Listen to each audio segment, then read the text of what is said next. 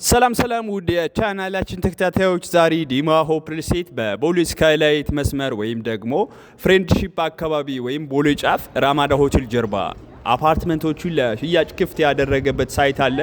ይህ አፓርትመንት ጂ ፕላስ 16 ነው።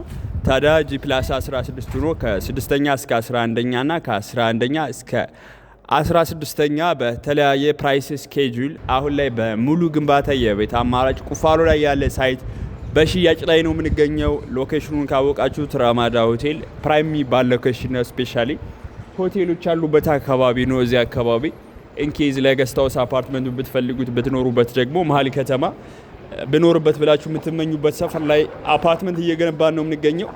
በ15% ቅድመ ክፍያ ብቻ በሙሉ ግንባታ የቤት አማራጭ እናንተ ምንም አይነት ፓርቲሲፔሽን የሌላችሁን አፓርትመንት እየገነባን ነው እኛ ገንብተን ቁልፍ እንሰጣችኋለን።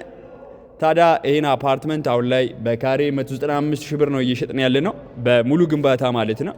እስከ 2 ዓመት ገንብተን የምናስረክባቸው አፓርትመንት አሁን ላይ ባለ 1 መኝታ 69 ካሬ ይኖረናል፣ ባለ 2 115 ካሬ፣ ባለ 3ም ይኖረናል ማለት ነው። በ15% ቅድመ ክፍያ ብቻ በካሬ 195 ሺህ ምንም አይነት ፓርቲሲፔሽን የሌላችሁን አፓርትመንት በሽያጭ ላይ ነው የምንገኘው እኛ ገንብተን የምናስረክባቸው አፓርትመንት ማለት ነው። ታዲያ ቦሌ ራማዳ ሆቴልን ካወቃችሁት ደረጃውን የጠበቀና ስታር ሆቴል ነው። እሱ ሆቴል አካባቢ አፓርትመንት ቢኖራችሁ ፕራይም ሎኬሽን ነው።